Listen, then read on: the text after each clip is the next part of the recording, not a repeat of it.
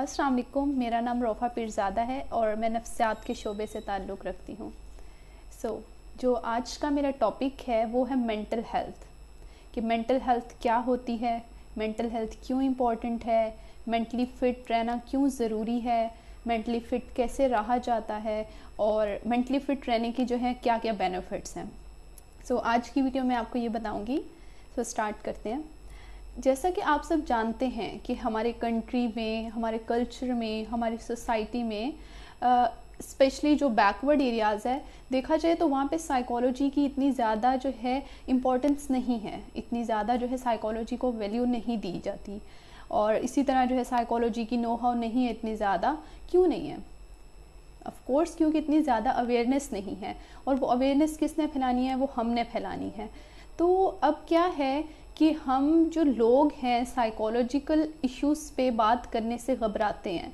Psychological issues जो हैं, जो नफ्सियाती मसाइल हैं, उन पे बात करने से घबराते हैं, उन पे बात नहीं करना चाहते, उनको इग्नोर कर देते हैं साइकोलॉजिकल इश्यूज़ को, नफ्सियाती मसाइल को।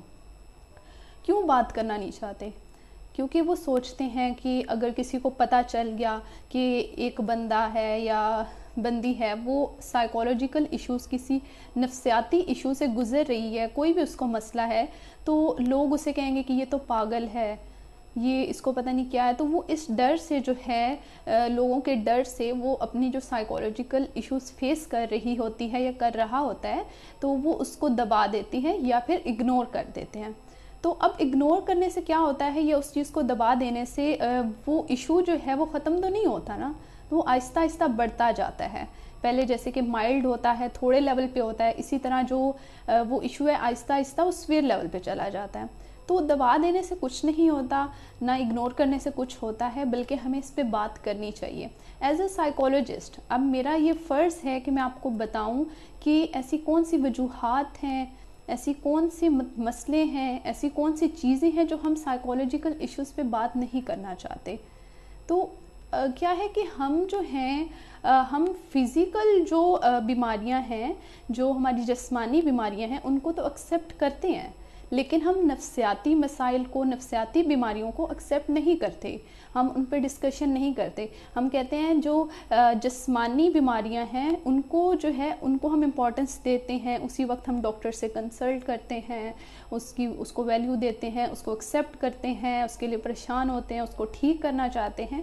लेकिन हम ये नहीं जानते कि जितना ही ज़्यादा जिस्मानी बीमारियां को हल करना ज़रूरी है, इतना ही नफ्सियाती बीमारियों का हल करना भी ज़रूरी है। क्योंकि अगर आप नफ्सियाती तौर पे, दिमागी तौर पे जो है आप साइकोलॉजिकली आप फिट नहीं हैं, तो आप मेंटली भी फिट नहीं होंगे। फॉर एग्ज़ाम्पल देखें, अगर कोई लड़का या लड़की या कोई भी जो है साइकोलॉजिकल इश्यूज़ को फेस कर रहा है, सपोज़ एक हम लेते हैं जिस तरह एंजाइटी है या डिप्रेशन है, तो अब क्या होता है कि वो जब कहीं भी एंजाइटी जो है फील कर रहा है या कर रही है, तो क्या होगा कि उसकी जो हार्ट बीट है वो तेज़ होगी, ठीक है, उसको स्वेटिंग होगी, इसी तरह पेल्पिटेशन होगी। तो ये सारे सिम्टम्स क्या करते हैं, हमें फिज़िकल सिम्टम की तरफ ले जाते हैं।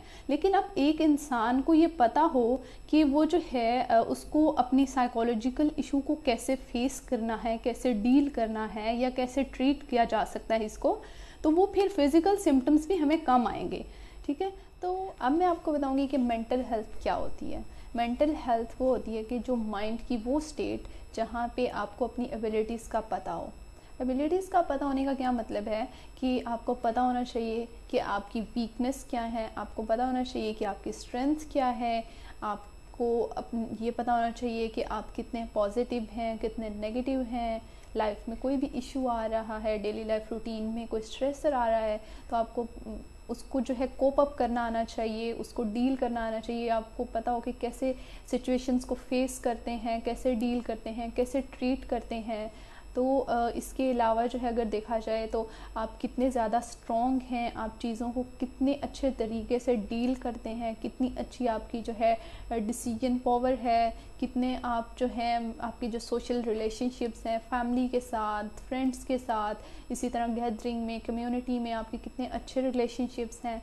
तो जैसे ही आपके अच्छे रिलेशनशिप होंगे, आपका सेल्फ़ कॉन्फिडेंस बढ़ेगा, आपका सेल्फ़ कॉन्फिडेंस बढ़ेगा तो आप जो है इंडिपेंडेंट होंगी, आप जो है आपकी सेल्फ़ इस्टीम हाई होगी, तो ये सारी चीज़ें जो है मेंटल हेल्थ में आती हैं कि हमें जो है सिचुएशंस को कैसे डील करना है, कैसे फेस करना है, क्योंकि जितना अच्छा जो है हम अप्स एंड डाउन को ज़िंदगी में जो अप्स एंड डाउन आते हैं उनको फेस करेंगे, इतनी अच्छे जो है हम अपनी ज़िंदगी गुजार सकते हैं।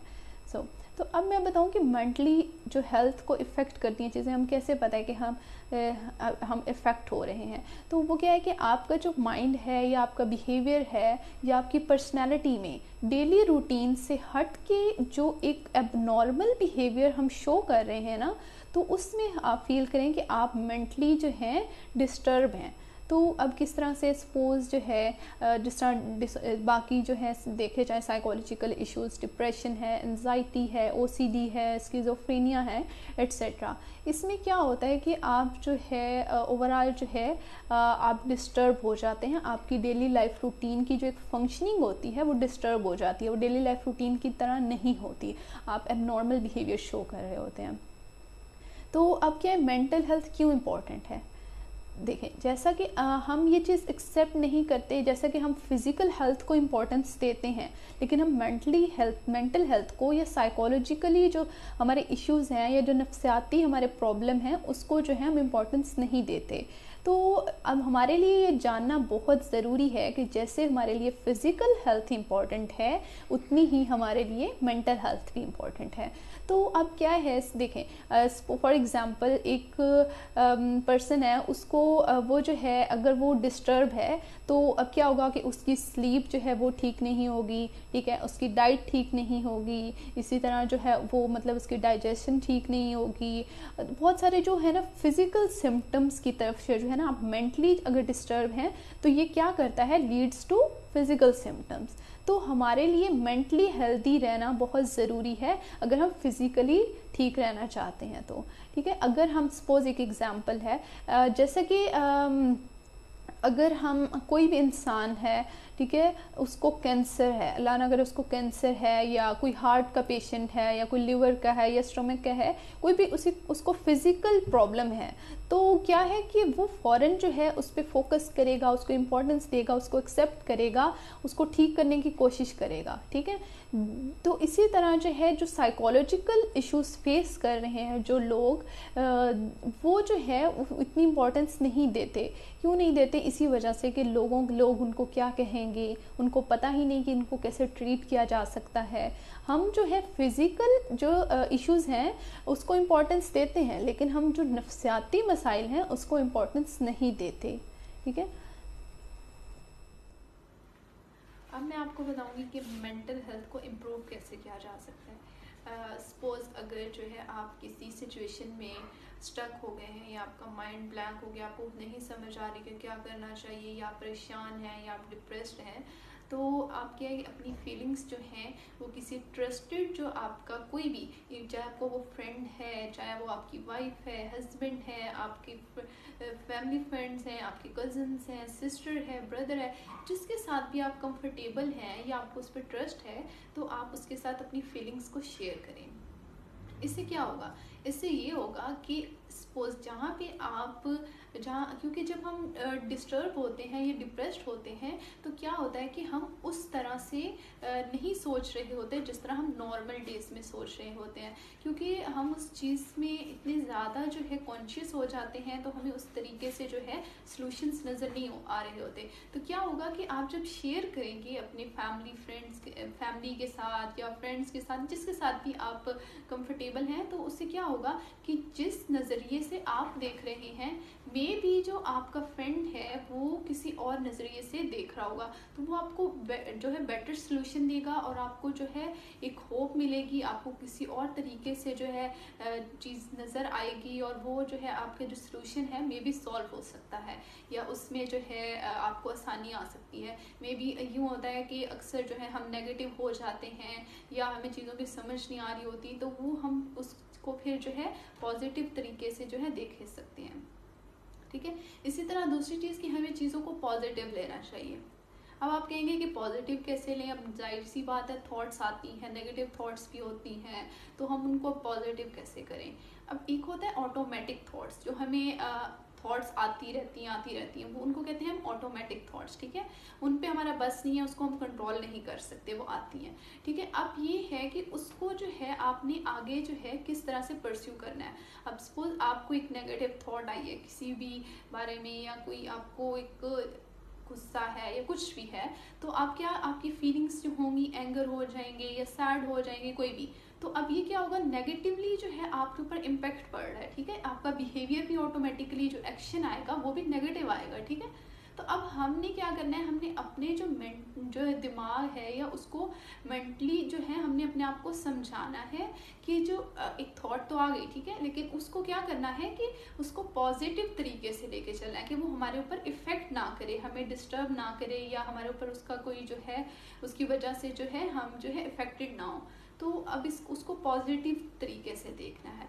मे बी वो चीज़ जो है हमारी फेवर में नहीं हो, मे बी, लेकिन ये है कि उसको हमें एक्सेप्ट करना होगा और उसको पॉजिटिव तरीके से देखना पड़ेगा, ठीक है। इसी तरह अगर हम स्लीप की बात करें, तो आप जो है, आपको जो है एटलीस्ट 7 to 9 आवर्स स्लीप जो है लेनी चाहिए, क्योंकि जिस तरह कि आजकल सोशल मीडिया का दौर है, हर कोई बच्चा इवन पेरेंट्स बड़े सब रात लेट नाइट तक जो है फ़ोन यूज़ करते हैं और नींद जो है रात की नहीं लेते। तो क्या होता है, ऑटोमेटिकली जो है हम सुबह जो है, बेशक दिन को भी नींद ली जाती है, लेकिन जो है हम उतने जो है, जो रात वाली नींद है उसकी वजह से, ना लेने की वजह से हम उतने ज़्यादा फ्रेश नहीं होते, हमारा माइंड जो है उस तरह से वर्क नहीं कर रहा होता, एक्टिव नहीं होता। जब हमारा माइंड सही काम नहीं करेगा तो क्या होगा कि हम कोई भी डिसीजन सही नहीं ले पाएंगे, कहीं पे हमें समझ नहीं आएगी कि किस तरह से जाना है। और इस तरह जो है आप अपनी एपिटाइट, लाइक फूड जो है, खुराक जो है वो लें, प्रॉपर लें, जितने आपको प्रोटीन्स और चीज़ें फुल मिलेंगी, इतनी ही आप अच्छा जो है आप हेल्दी होंगे, फिजिकली भी, मेंटली भी। और इसी तरह जो है साथ आप जो है पॉजिटिव जो है डिसीजंस लें, अपनी जो है डिसीजन मेकिंग को जो है पावरफुल बनाएं, पॉजिटिव डिसीजंस लें। मे भी कुछ चीज़ें जो हैं, जैसे कि पहले मैंने बताया कि आपकी फेवर में नहीं जाती, उसको देखें, उसको एक्सेप्ट करें, फिर दोबारा डिसीजंस लें, और इस तरह से जो है हम अपनी मेंटल हेल्थ को स्ट्रॉन्ग कर सकते हैं। अब जो है इस वीडियो को बनाने का यही मकसद था कि हम जितने भी हमारे जो लोग साइकोलॉजिकल, हमारे इर्द गिर्द साइकोलॉजिकल इश्यूज को फेस कर रहे हैं, इवन हमारे घर में, फैमिली में, कोई फ्रेंड्स में, तो उनको भी जो है आप अवेयरनेस दें। अगर आपको पता है, इसको साइको एजुकेट कहते हैं, कि आप उनको एजुकेट करें, उनको भी बताएं कि कोई बात नहीं, अगर कैंसर का जो है इलाज है तो साइकोलॉजिकल इशू, नफ्सियाती इश्यूज़ का भी इलाज है। क्योंकि बहुत से लोग हैं उनको नहीं पता कि ये ट्रीटेबल है या नहीं है, वो यही कहते हैं कि शायद ट्रीटेबल नहीं है, ये तो कभी ठीक ही नहीं हो सकता, ये तो पागल हो गया है, एट्सेट्रा। इस तरह बहुत सारी बातें होती हैं। तो आप जो है इनको एक्सेप्ट करें। अगर हमारे फिजिकल जो है बीमारियों का इलाज है, तो हमारा साइकोलॉजिकल बीमारियों का भी इलाज है। जिस तरह फिजिकल के लिए डॉक्टर्स बैठे हैं, इसी तरह साइकोलॉजिकल का एक अलग डिपार्टमेंट है, वहाँ पे साइकेट्रिस्ट होते हैं, साइकोलॉजिस्ट होते हैं, वो आपको जो है ठीक करेंगे, आपकी हेल्प करेंगे। आपको कोई भी प्रॉब्लम आता है, आप ये मत घबराएं कि मुझे तो साइकोलॉजिकल इश्यूज हो गए हैं, या लोग क्या कहेंगे। ये जो एक स्टिग्मा है, इसको हम सब ने मिल के ख़त्म करना है।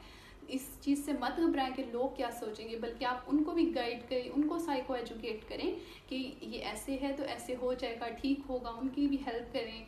और जो है इस चीज़ को एक्सेप्ट करें, ये कोई इतना बड़ा मसला नहीं है, आप ठीक हो सकते हैं। और थैंक यू सो मच।